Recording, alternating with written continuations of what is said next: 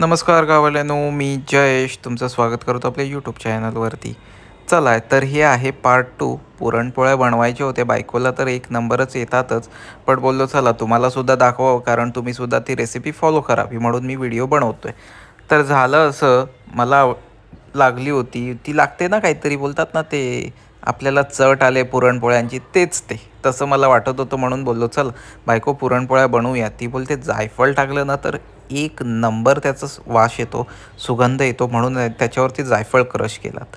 म्हणून पीठ तर तुम्ही बघतायच, बोललो चल बायकोला मदत करावी म्हणून मी घेऊन आलो माझा कॅमेरा, कारण तुम्हाला दाखवायचं होतं कसे पुरणपोळ्या बनतायत त्या, म्हणूनच घेऊन आलो होतो, बाकी काही नाही हो, तुमच्यासाठी सगळं काही.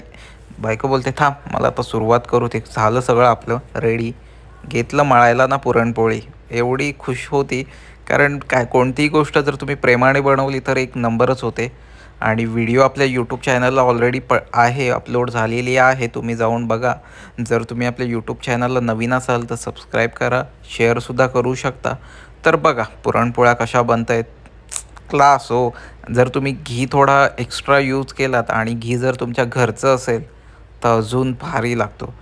आणि हे घी सगळं घरी आपलं आहे, तुम्ही घीचीसुद्धा व्हिडिओ बघू शकता, आपल्या यूट्यूब चॅनलला ऑलरेडी अपलोड केले मी. आणि घी मी स्वतः बनवलं आहे माझ्या हाताने, ते सुद्धा तुम्ही अनुभवू शकता व्हिडिओच्या माध्यमातून.